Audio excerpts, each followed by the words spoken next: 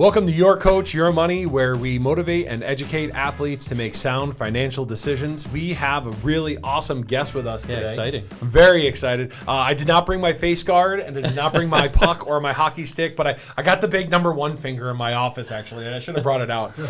Pierre LeBlond is with us today. I'm going to let him kind of like backlog his professional career in hockey, but you got to remember, hockey players are tough, and when Pierre came in, he grabbed my hand, and I was like, all right, like I immediately liked him because he had the same grip strength as me, and I think if we both went full go, someone probably would have cried a little bit. Like a tear would have come out. Here's the thing that got me when he walked in is he's a hockey player. He's known as a fighter. Oh yes, I love it. I love it. But he must be a good fighter because he looks pretty. He does. That's He's got all of his. You know, he's got all of his teeth. That's excellent. That's excellent. Pierre, great to have you on. So Pierre, I'm going to let you kind of take the stage for a minute. Just kind of highlight where you played, what you did, and maybe a couple cool experiences that you were doing in hockey. So. All right. Well, I'm from Quebec City. Grew up playing hockey. That's all we had back home because it's winter, 9 months out of 12. So I played my whole life. I never played really high-level AAA hockey. I was always playing with friends for fun. Sure. And when I turned 15, I started boxing. Yes. And mixing it up a little bit. No fights, just training. It became a big passion for me. And then when I was 18, I started with a few fights. Okay. A hockey scout from major junior, which is comparable to college here, was in the audience. They introduced me as the hockey player. The guy came right down to me asking me, hey, do you play hockey? And the guy, I sound like I have an accent, but he had a really funny, thick accent in French too. He's like, you play hockey? And I'm like, yep. And I'm there like getting my gloves on, like ready to go fight. He's like, if you win the fight, we will come back and maybe you can come to camp for us. Only if you win, though. Only if you win. Yeah, no pressure. Right? So they're recruiting you in the boxing ring. Yeah, literally. I'm third fight in, and I'm sitting there getting my gloves on. My boxing coach, stapling me up and trying to focus. Like, I'm in the zone, right? And I'm like, okay, whatever. So I go out there, and I win my fight. And 2 weeks later, there was a rematch against the same guy in a different arena. And that same guy shows up with his tracksuit on this time. He's got the Drakkar logo on his chest, which is where I played junior, right? So this guy shows up and same exact thing. I'm sweating, ready to go, getting taped up. I'm in the zone. It's a rematch. I got to win this fight, right? And he's over. He's like, hey, remember me? And I'm like, yeah, buddy, what's going on? He's like, oh, if you win tonight, you can come to training camp. And now I see the logo, and I'm like, okay, this is real, right? So I get in there, I do my thing, win my fight. 3 weeks later, I was at training camp in juniors. Never thought I'd play any high-level hockey in my life. So I walked in, made the team, and then I was drafted by the Devils after that season. So that's awesome. It went super quick for me. It went from playing for fun, having a passion for boxing, and then everything tied together, and I started playing pro. My first year was in Adirondack here, and then I got called up to Albany, played for the River Rats. A few years later, I was with New Jersey, traded to Calgary, and I ended up playing for Pittsburgh too. Cool things about that is when I was in juniors, the big rivalry was with Rimouski, where Sidney Crosby played. Okay. Sidney Crosby, I don't know if you know, is the best player in the league right now. He's been for 15 years. Wow. So he kicked our ass every single game, right? And when I walked in the Pittsburgh locker room, I was just warming up before training camp started, like before day one of training camp, and Sidney Crosby walked in the locker room, looked over and saw me. And, I'm the fighter. He's supposed to hate me because I was always all over him trying to, get him off his game, which never worked. But still, he beeline to me, came to me. He's like, Pierre, we're so happy to have you here. Like, he's the captain. Cool. Oh, man. That's cool. Classiest thing he could have done and made me feel like I accomplished something. So that's great.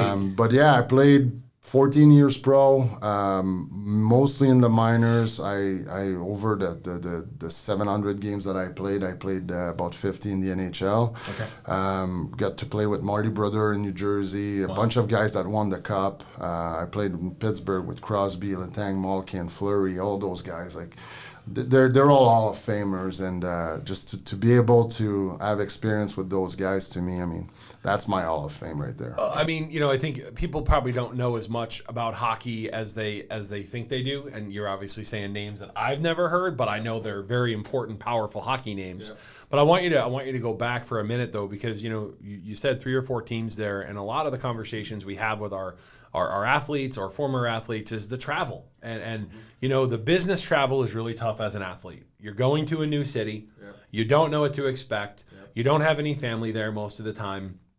So the fact that you draw that narrative right away to the gentleman you met in Pittsburgh, where he immediately made you feel welcome, dial that back a little bit for our base of viewers who don't really understand what it's like to have to pick up, go to a new place, not know anybody, and have to develop. Where do I go to eat? Where am I sleeping tonight? What's my money situation? Talk to me a little bit about that. So I'll add to that. For a guy that's watching that wants to play hockey professionally, right? Yeah, I'll add to that. Me going into a new city every 6 months, right? Because season is 6 months, and then you go home to train, and or wherever home is, right? You go back to the new city the year after. It was challenging and hard in itself because, like you said, you have to go to camp. You have to prove yourself every time. Yeah. Every single year, you got to go in, and it doesn't matter what you did last year. You're getting looked at, and there could be a new guy that's doing it a little better, or they see a little more potential, and then you're off. You're gone. It was hard for the players, but the families, I had a bunch of guys, no matter where I ended up, whether it was in the NHL, American League, East Coast, I had a bunch of boys that we all connected. I had friends right away. Awesome. My girlfriend at the time, she had none of that. Right. She had to pick up and go. She's following you. And then she had to get a new circle, and so for the families, like you said, it was much harder for them to embrace it. For me, it was exciting. Right, I'm going to a new place. I'm checking it out. Right, new restaurants, new boys, new teams that I'm going to play against. It was a dynamic new coach. It was awesome. But I love that. That trailing piece that people forget about is what my family. You didn't have kids at that time, but as a young guy, it's easy. Right. That's my point. Like when you're 20 to 25, 26, it's easy. But then some guys at 26, you start thinking about post-career. Right? You're in the minors. What am I going to do?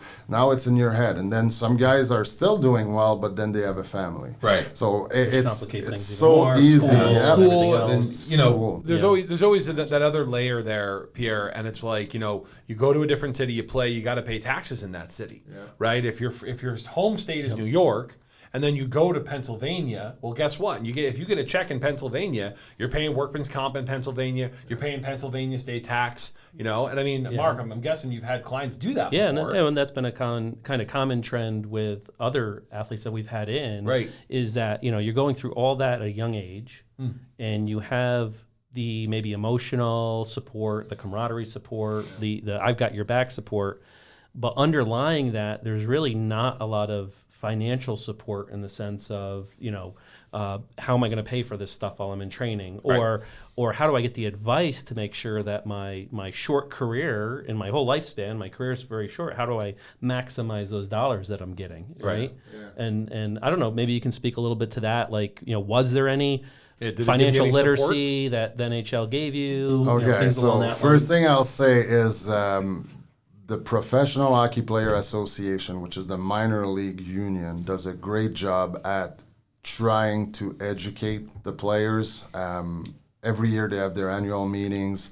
They meet with every team. They come in for like an hour and a half, 2-hour meeting at the beginning of the season, talking about, post-career, continuous education, classes you can take while you're an athlete, but also 401k, right? Pension and all that stuff. And when you're 20 to 25 years old, you're right through. You're thinking about what bar we're going to. And it doesn't matter if you're an athlete. Right, that's for all 20 to 25. Most 20 to 25. Yeah, you're making nowadays, guys come out, they get that big signing bonus, which is not as big as it was when I started, or the year before me. When I started, it was the year after the lockout where they restructured. They got rid of the $1 million bonuses. Right. So bonuses went from $1 million to like $80,000 a year. Now I think they're back up to like $100 or something, but still, you come out of college and you have no money experience at all. Zero. You get a big $100,000 check. plus your salary of $80,000, we're talking about big money for a 22-year-old kid. They've never earned any money before. You don't have you don't have a house to pay for. You don't have a car. You don't have life insurance. You don't have anything coming out. So it's a ton of money, and it comes in, goes out. Yeah. Right? It comes in, goes out. Oh, here's a paycheck. Here's $5,000 for 2 weeks. Let's go shopping. Spend $1,000, and then next thing you know, the rent is due. Pay that, and then you look at your bank account, and it's gone. Right. So the Hockey Association does a great job trying to educate, but it's about people like trying. To me, it was always when I got older and I started contributing to my 401k and retirement stuff. Man, I wish I started day one. I wish I listened a little more to the people that know what they're doing. And to me, and you're in the situation, you're the experienced guy. Right. When I go to the rink, I listen to my coach, right? I don't try to do everything on my own. My coach knows what the plan is, and he knows my strength and my weaknesses. Same thing with finances. You don't know anything when you're a kid and you get all that money. Listen to the people around you. To me, that's the biggest advice I can give to those people. I think that's a tremendous thing for clients to take away. Yeah. Whether athlete or not, is that, just like that relationship, we can coach somebody on what to do, but it is up to the individual to perform. Yeah. You have to make the choice. That's why we say it's your coach, your money. Yeah. Because at the end of the day, I can tell Mark as much as I want till I'm blue in the face, hey, you should do this. And if he goes, but if I don't do it, I'll think about it, right? And that's a common response we get from a lot of people. I'll think about it. I'm gonna postpone this decision because there's more important things in front of me that I believe as a person are more important. Yeah. But it's so easy. It's just to say the magic word yes, right? We as advisors, as coaches, right? We love that yes word because we know we can now create a plan of action. Yeah. Right, and then execute a plan of action. So, so give me a little fun, like your best fight. What's your most favorable, memorable fight that you had that like put you on the map, like during hockey, right? Put me on the map. Yeah. My biggest one. So as a hockey player or a fighter, there's an old idea that coaches tap on your back and like, let's go do your thing. And the reality is it doesn't happen like that. Ow. Sorry. You got heavy hands. You're a big boy. You got this. Don't want to get him going, though. So it's going to get over the table. Let's go through it. So it's really in the action. Most of my fight, I was in probably 325 fights, right, in my hockey days. And most of them, it's in the action. Or it's, I'm on the ice, you're on the ice, we need a spark, let's go. Very, very rarely does a coach gives you a little tap, right? But my first NHL game, preseason game, I was still trying to make a name for myself, right? And the organization knew me, the other teams knew me, but nobody knew me at the NHL level. I never played those guys. And there's a guy, Donald Brashear, who's from, he lived in Quebec City, French-Canadian, and they line us up. He's on the ice and he's in front of our goalie and he's pushing everybody. He's a big boy, right? He's pushing everybody and everybody's moving back. Like, you're good, man. And my coach did not like that and he gave me one of those. Like, Pierre, get out there. And I'm like, shit. Sorry. I'm like, oh no. So I get on there and I go see Mr. Brashear, right? Because I'm 25. Hashtag Brashear, please. Hashtag Brashear in this episode. I'm a young 25-year-old, and he's the guy I looked up to when I was starting to fight, right? Because he's been around for 10 years. Oh my God! So I go next to him, I'm like, Mr. Brashear, like, coach sent me, like, and he's French, by the way, and all of this is in French. I'm like, Mr. Brashear, will you give me a fight? Like, I need to, come up. You asked him, right? And he looked at, it's all in French, and he looked at me, big eyes, and he's like, good luck. In English. I'm like, So drop the gloves. I did great, man. It was he got me a couple of good times. I was bleeding a little bit on my side of my head. There's good pictures online. You can Yes, I love it. But that's the one that put me on the map because I survived. You didn't get knocked out. You weren't survived. sleeping on the ice. Yep, yeah. So taking the old ice nap. When you said something about my teeth, I took those punches in the back of the head. I was smart like that. I would just turn the head, and I'll take a punch. I'll give you one, but at the end of the day, you gotta roll with it. So how did you find the transition after professional sports? Like, did you have an idea of like maybe an industry you wanted to be in? Were there people talking to you about that transition? So my brother's a firefighter. I wanted to do something like that post-hockey because the team aspect to it. You know, you go in the fire, you're with the boys and the girls, like you're with your team, and you combat, you do a lot of good things. I was 20 when I started pro. The way it works in Quebec is you don't go through college, so I didn't have a college degree coming out. So I couldn't just fall back on something. I would have to go back to school. And I had 2 kids at the time. Oh man! You know, and that's a big ask. It is when you're done playing hockey or playing sports, the paychecks stop coming too for some reason. Okay? So I had some savings, but it starts going down and down. So I didn't have 3 years to go back to school. So I always had an interest in real estate because I bought multiple investment properties when I was playing. And I was like, you know what, I'll just keep doing my investment properties, but I'll get my license to know the ins and outs of the game of real estate, right? So I took my license, and the way it works in New York State, you have to put your license somewhere to be able to practice. So I started meeting with those brokers, and all the brokers were, I'm a motivated guy. I made a lot of money playing hockey, right? And then when I started in real estate, the conversations with those brokers were, Pierre, most new agents sell 2 to 5 houses a year. Average sale price is $205,000 You're a dealing year. with new clients, right? So I'm thinking, okay, so just running numbers here. I'm gonna sell for $1 million in my first year. You get 2.5% in average. Right. Of that. So you're telling me and then I got to pay my broker, pay for my license, pay for my schooling, continuous education. You're telling me after all my expenses, my first year, I'm going to bring home like $12,000. About 10 grand. Right. And working 80, 90 hours a week. I'm like, no way. So everybody was always at all the first 3 brokers I met with had that conversation with me, and I'm the sky's the limit kind of guy. Right. I want to sell 30 houses. Exactly. Right. So my last meeting was with Coldwell Bankers, which that's where I'm at now, and the manager at the time, Tim Charbonneau, who's still a great friend and a great resource for me. Tim sat in front of the table, and I'm like, listen, I don't want to waste anybody's time. Everybody's telling me it's going to be 2 to 5 houses. I need to sell 20. Is that possible?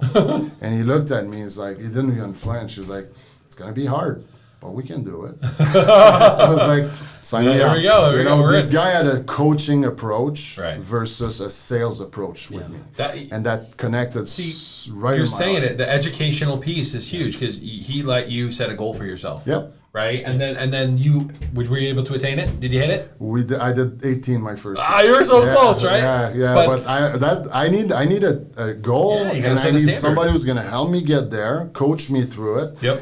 Whether you achieve your goal of winning the Stanley Cup or winning the playoffs every year, I mean, you need to start the season that way. Right. You're not going to win every year. Yeah. But so like that example of any business owner, those words that you have for your employees can either motivate or demotivate, right? And there's a perfect example that I think our business owner listeners should take heed to for their sales staff. Is that if somebody comes to you and says like, hey, is this possible? It's up to you to train them and motivate them to do it. Well, not sugarcoat it and say, it's easy, we can do that. You're hitting it right on the head, and I feel like being a clock puncher is not what we want, right? Like I think anyone that's a good business owner, we don't want to bring people on. And in your business, I'm guessing people work with you. You have probably people around you. You don't want clock punchers. No. You don't want people they're looking at the clock every second. Oh my God, like I'm done in 5 minutes. I'm done in 5 minutes. So I gotta go. Because if you have that, then it creates a culture of losing. It creates a culture of, I'll get it done tomorrow, right? Because you know what? You don't know what tomorrow brings. Maybe you're getting crushed tomorrow and you can't do it. That's true. Because I'd imagine in your industry, you get a lead in, And if there's not a call back within 24 hours, they're moving on to another. Bring it down to 24 minutes. 24 minutes. 24 minutes is the turnaround. Yeah, it's fast now. Even 24 seconds, man. Because those Right. people are online. They click on a property, and if you don't answer, they're gonna click again. Right. You know, We're gonna find somebody until else. somebody calls. So you got to be quick on it. Yeah. So, you know, on the family side, you know, give us a little bit about, you know, as you said, Coldwell Banker, which is awesome. Give us a little bit about, you know, what inspires you there. Do you do any community service with them? Like, what's important to you there, so our listeners can know? Because we always try to highlight some of the community stuff that our family, you know, when I say family, the people in our network do. So, what's important to you there? Well, for me, just going back on my hockey days, being the enforcer, you know, I was not the guy who was playing the most, and I always wanted to be involved in the community. Sure. So I was always the guy doing I was always a volunteer for whether it was going to the hospital at Christmas time, talking to sick children, right? Like those were not easy things to do, but going to schools, underprivileged kids, reading books with them, just so they see something different, right? And then talk a little bit about what I did. So as a player, it was always something that I enjoyed doing it. There were days where, you know, you lost 6 games in a row. I had 4 fights, got the crap beat out of me, and I still had to do it. I didn't want to do it, but I did it. And now looking back, I wish I did more of that. So now with Coldwell Banker, they do a ton in the community, but the one charity that I like the most, that I support the most, is the Make-A-Wish. Every year we do the golf tournament. We raise a ton of money for them. We go to the mall at Christmas time, the telethon. And that's awesome. It's not the most fun thing to do. You know, you pick phone calls and you take people's money. Give me your card. Well, how much? Listen, count us in for the golf tournament next year for the Make-A-Wish. Yeah. We'd love to come, because, you know, we're always trying to integrate, find ways to help in the community, and we've had some great connections. I mean, David did the was it Boys and Girls of the City? That's a good one. The children of the city, and Dan Mergliata had one out in Jersey. But yeah, I mean, we'd love to participate with you, because it's important. You know, I feel like giving back, and we do a lot with Ronald McDonald House. Mark never talks about himself. Mark cut a check for almost $4,000 or $3,000 this year for the Ronald McDonald House, and then he donates his time, because you wouldn't know this, but Mark's an amazing chef. Oh yeah, he actually practiced for 20 years. He was one of the best chefs in the world, or no, in the United States. He's one of the best chefs in the United States. Really, I have a good recipe for you. He's amazing, and he does mushrooms really well. I think, because every now and then I'll get a picture of like mushrooms, like what are the ones you pick your own, chanterelles? Yeah, see, he's teaching me. So he'll go and find chanterelles, but like, dude, I don't make the best like mushroom dish. I'm like, oh my god, I love it. Like, you're overthinking this, man. The best recipe that I learned a couple years back in my men's league, one of the hockey player I is actually a client right now. Chicken nuggets, mozzarella cheese, and then you put some marinara sauce on top. And then if you feel crazy, you can go vodka sauce. Ooh, that's the best. Oh, listen, that's the best. Forget about it. That's the best dish you can get. When you're on a roll, you have the kids, you're busy. All right, let's put this all together. And then put it in the McDonald's box for them. That's it. Is that or any crock pot? Happy meal. No, I like to cook too, but I just don't have time. I wish I did. It's one of the things that I eating well, right, as an athlete, like that. So you got a family, got wife, 2 kids. What's your family breakdown, so everyone knows? My wife Nicole, she's local. That's why I ended up here. Met her when I played. My 2 kids, my son Luke is 8. My daughter is Callie is 6 now.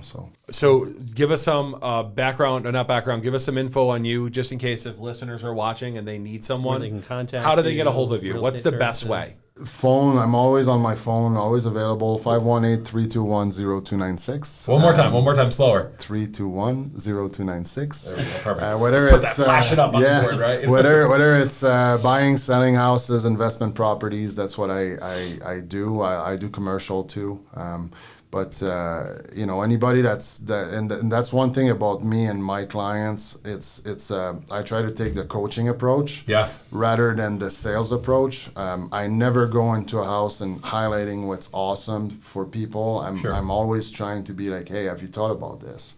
You know, financing wise, have you thought about that? Listen, I'm gonna be totally honest with you. Prior to the real estate agents that I've worked with in the last year, I had terrible experiences with real estate agents. Really, like awful experiences. And you know, there's a lot to the job, but then there's not a lot to the job. You just got to know your client, and you got to make sure they're happy and they're informed. You know, and until about a year ago, and you know, on Mark's advice, develop a great relationship with real estate agents because they're smart and they have a good usefulness in the bigger picture. Yeah. So. Yeah, man. I mean, Mark, what else you got? Most clients in the Northeast want a snowbird, or they want a snowbird. South. Yeah, for sure. They need that service. And investment properties are all over the place. I mean, you may be the only person that I met that maybe wants to go colder, being from the north. Yeah, I know. It's I love the cold. That's my favorite season. Everybody, especially in real estate, when September, November, you know, December rolls love the fall, love the winter. People start to go to sleep. They don't work as much. That's where I'm like, let's go, let's get going. The cold, you feel better, and so I always do more business, you know, towards the end of the year and into the winter. What's your email too, Pierre? Pierre.LeBlond@ColdwellBanker.com. We'll post that up so everyone can see it on the site. But Pierre's a great guy. A lot of cool experiences there. Mark, I'm going to let you head the first part of the outro, and then I'll work on the second. Can I just add one more thing about the financing part that we discussed?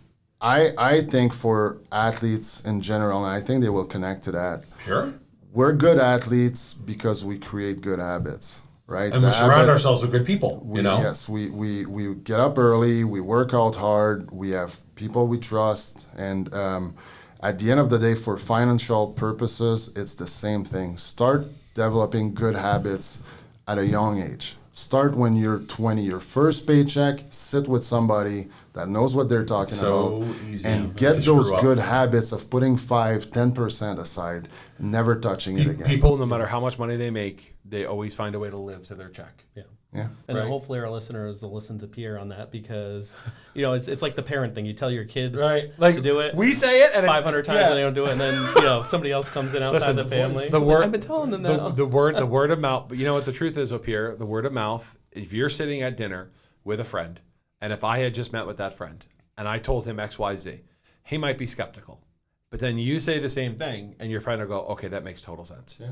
And sometimes it's just hearing it multiple times. But one thing I will tell you is have great educational conversations with friends and family. Take their ideas, but when it comes to the real financial dirt, like digging in, be careful who you listen to and who you watch because everyone has a different plan. Yep. You know, again, I always call out Dave Ramsey. Because the truth is, a lot of people listen to him and they go all in, but they may not be perfect for the fit. But they like the fit, so they try to reshape their shape into a circle, even though they're a square. Right. You know, so it's not the same for everybody, which is why you want to use a professional. Just like when I go buy a house, if I'm going to buy a house, I'm not just going to do it off the cuff. Who am I going to talk to? Talking to Pierre because he knows more than I know. Right. Let's go. I'm okay with that. Yep. So I'm going to let Mark do the first part of the outro, and then I'll knock thank it you out. for coming in. We really appreciate your time today. My pleasure. I love Exciting. it. And as to our listeners, you can reach us at yourtimeyourmoney.net for your net worth. 43 British American Boulevard in Latham, New York, 12110, or at 844-444-YTYM.